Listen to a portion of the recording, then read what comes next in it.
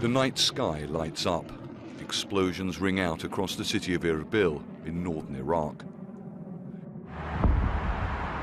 Iran says it hit what it describes as spy headquarters used by Israel's intelligence agency Mossad and gatherings of anti-Iranian terrorist groups.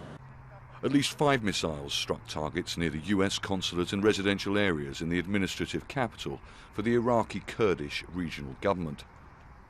Daytime video shows some of the destruction. Iraqi Kurdish regional authorities say several people were killed and others injured in the attacks.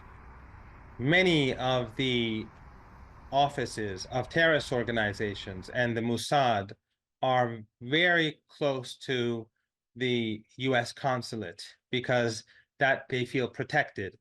But the Iranians were striking these targets because unfortunately northern Iraq is heavily infiltrated.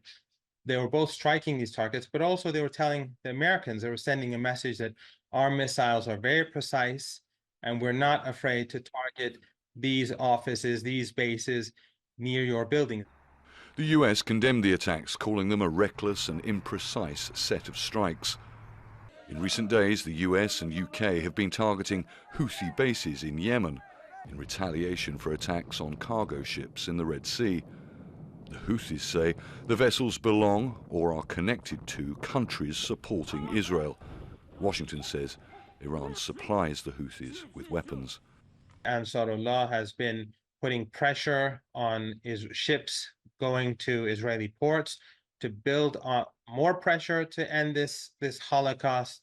And of course, the resistance in Iraq has also been active to put pressure on the Americans to end this.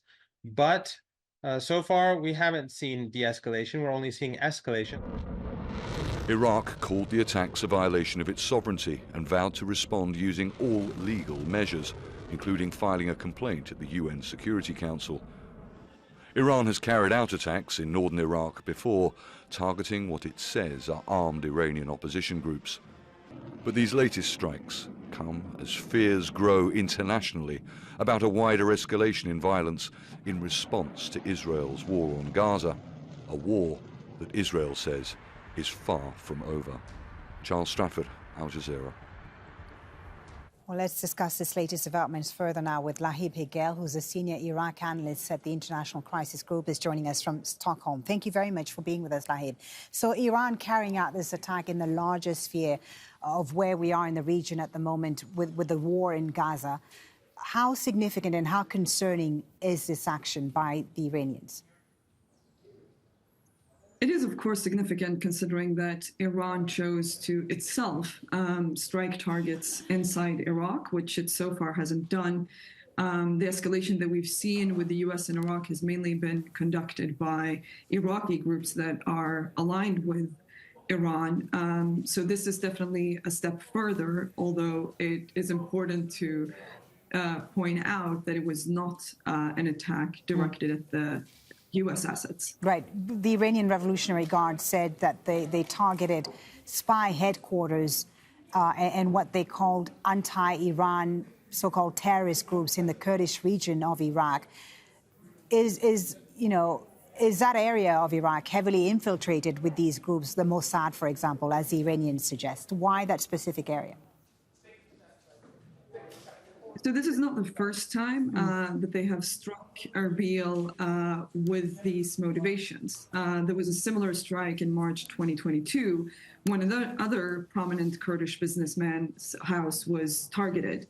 And they used the same motivation, that it was a strategic center where Mossad operated. There is no evidence for this, however. But clearly, Iran is trying to show that it is willing to strike back for escalation that we see in other parts of the region. And this is an easy target that is geographically close. Yeah, an easy target, you say. How might the Iraqis respond? And what does an escalation mean for the stability of Iraq? The Iraqi government has responded. The foreign ministry has called up the Iranian ambassador. The Kurdistan regional government has, of course, condemned the attack. Both regional and central governments see it as a violation of Iraqi sovereignty. But in terms of escalation in Iraq, I'm not sure that this is the most significant type of attack that we've seen. We've seen tit-for-tat attacks between U.S. and Iranian-backed groups in Iraq that have taken place in Baghdad and in the south of the country. And in many ways, I think that that sort of escalation for the stability of Iraq is more concerning, even though this is a blatant violation of Iraqi sovereignty, including the Kurdistan region. Interesting to talk to you about this. Thank you so much for your time. Lahib Higel from the International Crisis Group joining us from Stockholm. Thank you.